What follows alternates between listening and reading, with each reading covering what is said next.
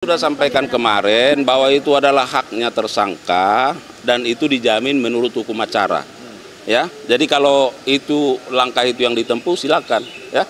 Pak Harli, Nah. itu 3 hari kan ini Oh, ada ya. maraton juga di sini dan di Surabaya, itu apa yang coba diinin, Pak? Ya.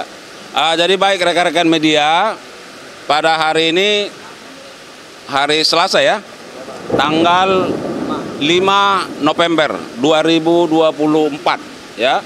Sejak tadi pagi ketika tersangka oknum hakim yang di Surabaya dipindahkan penahanannya ke Jakarta. Ya. Jadi untuk HK ditahan di KPK, rutan KPK, untuk ED ditahan di rutan Cipinang, dan untuk M ditahan di Kejaksaan Agung.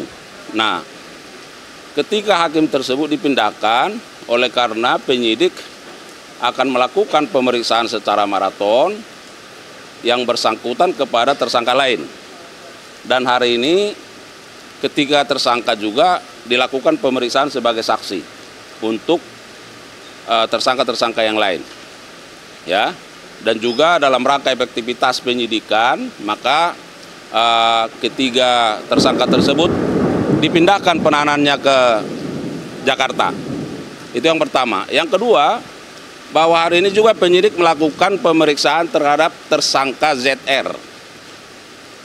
Ya, dalam rangka pemeriksaan lanjutan dan pendalaman terkait dengan peran-peran dari yang bersangkutan ya dalam perkara ini. Dan yang ketiga, kami sampaikan bahwa hari ini juga penyidik melakukan pemeriksaan sebagai saksi di tempat yang berbeda, yaitu di Surabaya, untuk ayah dari RT ya, atau Edward Tanur, itu dilakukan pemeriksaan sebagai saksi di Kejaksaan Tinggi Jawa Timur. Sedangkan untuk RT juga dilakukan pemeriksaan di rutan Medaeng, Surabaya. Dan untuk adiknya, ada juga adiknya satu ya, CT, dilakukan pemeriksaan di Kejaksaan Tinggi Jawa Timur. Nah, semua ini tentu dilakukan oleh penyidik dalam rangka mencari, mengumpulkan bukti-bukti dan membuat terang perkara ini ya. Dan kita tahu bahwa tersangkanya sudah ada, tentu akan dikaitkan dengan bagaimana peran dari para tersangka ini, lah sejauh mana para saksi tentu memahami, mengetahui, melihat dan merasakan ya apa yang bisa disampaikan oleh para saksi terkait dengan perannya para tersangka. Jadi saya kira begitu ya. Pak Harli, kan kemarin disebutkan bahwa ada peranan R selaku pejabat PN Surabaya untuk dalam perantara dengan Lisa Rahmat untuk memilih hakim-hakim. Nah, ini kan sudah diketahui bahwa ini hakim-hakimnya yang merupakan pilihan Lisa Rahmat. Nah, apakah R ini diketahui menerima fee juga dari Lisa Rahmat seperti itu, Pak? Ya, nanti itu akan didalami juga ya. Karena kan yang perlu sekarang yang mau dicari adalah bahwa antara LR kan bertemu dengan R ya, setelah bertemu dengan ZR ya, meminta supaya apa? Supaya majelis hakimnya adalah majelis hakim yang dikehendaki ya oleh LR. Ya, tentu nanti penyidik melihat apa urgensinya dan perkembangannya seperti apa, nanti kita lihat ya. Pak, R ini di PN Surabaya dia hakim juga atau bagaimana, Pak? Ya, nantilah diungkap juga ya. Tapi sudah ada jadwal pemeriksaan atau panggilan terhadap R ini? Nanti kita update ya. Nanti kita update. Ini Pak, Edward Tanur ini Pak sudah ngomong juga bahwa dia tahu itu Pak adanya istrinya ini melakukan penyuapan, tapi melakukan pembiaran. Ini akan diproses juga atau tidak? Ya kan yang bersangkutan hari ini baru diperiksa di Kejati Surabaya. Tentu pertanyaan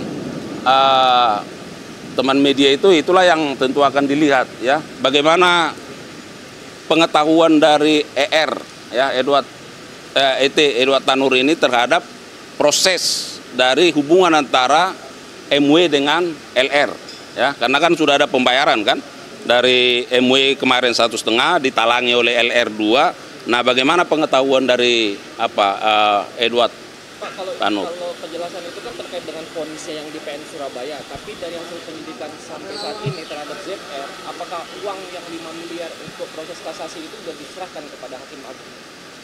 Nah, itu sekarang yang sedang didalami. Nah, tapi bahwa dari LR kepada ZR itu sudah, Fix. ya kan, itu kan keterangannya dirilis kita yang pertama kan, bahwa dari LR itu sudah disampaikan kepada ZR. Karena kenapa? ZR takut uang itu terlalu banyak kalau bentuk rupiah, maka ditukarkan di seputaran Blok M. Nah, apakah uang itu sudah sampai? Nah, ini yang terus didalami oleh penyidik dan kita lihat perkembangannya. Ya. Kan waktu itu kan ZR juga bilang sudah berkomunikasi dengan salah satu hakim di MA. Nah, apakah hakim yang MA yang pengakuan ZR ini sudah dipanggil atau diperiksa oleh kejaksaan? Nah, makanya saya sampaikan sekarang penyidikan fokusnya kan itu ada 2 perkara kan. Iya. Ada 2 perkara, ada perkara dugaan tindak pidana suap dan atau gratifikasi, ada perkara dugaan tindak pidana permufakatan. Nah, jadi fokus di sini ya. Nanti sambil jalan kita lihat perkembangannya. Oke? Ya. Nggak bisa, Pak. Hah? Masih, Pak. Apa lagi? Katanya mau ada pemeriksaan, apakah memang jadi dilakukan atau tidak, Pak? Tadi udah kita jawab, tidak ada pemeriksaan terhadap yang bersangkutan. Pandangan Kejagung sendiri, Pak, dengan Kejati pra-peradilan, Sumatera Selatan kembali menetapkan PB sebagai tersangka. Konfirm nggak, Pak? Yang mana? Kejati Sumatera Selatan itu menetapkan kembali PB sebagai tersangka Dirjen Kementerian Perkeretaapian. Oh, nanti kita cek ya, nanti cek. Ya, gimana tadi? terkait Ya. pra-peradilan yang diajukan oleh kuasa hukum. Saya sudah sampaikan kemarin bahwa itu adalah haknya tersangka dan itu dijamin menurut hukum acara. Ya, jadi kalau itu langkah itu yang ditempuh silakan, ya. Pak Harli, Nah, kuasa hukumnya mempertanyakan soal data yang dipakai sama Kejaksaan Agung, data surplus yang dinyatakan di tahun 2015 itu. Jadi data apa yang dipakai? Itu substansi, Mas. Ya, itu substansi. Jadi nanti kita perdebatkan substansinya, apakah ya kalau di Prapit terkait prosedurnya, nanti kalau di pengadilan terkait dengan materi perkaranya, ya. Kapan, Pak, pemeriksaannya dijadwalkan kembali, Pak? Nanti kita cek, ya. Pak, klaim lainnya mempertanyakan soal penyelidikannya dimulainya kapan? Kalau dari kuasa hukum bilangnya langsung penyidikan, nggak ada penyelidikan yang dilakukan. Nah, ya, makanya kita lihat nanti kan tadi katanya mau mengajukan Prapit kan. Nah, semua akan terbuka. Ya, saya kira begitu ya. Makasih ya. Makasih.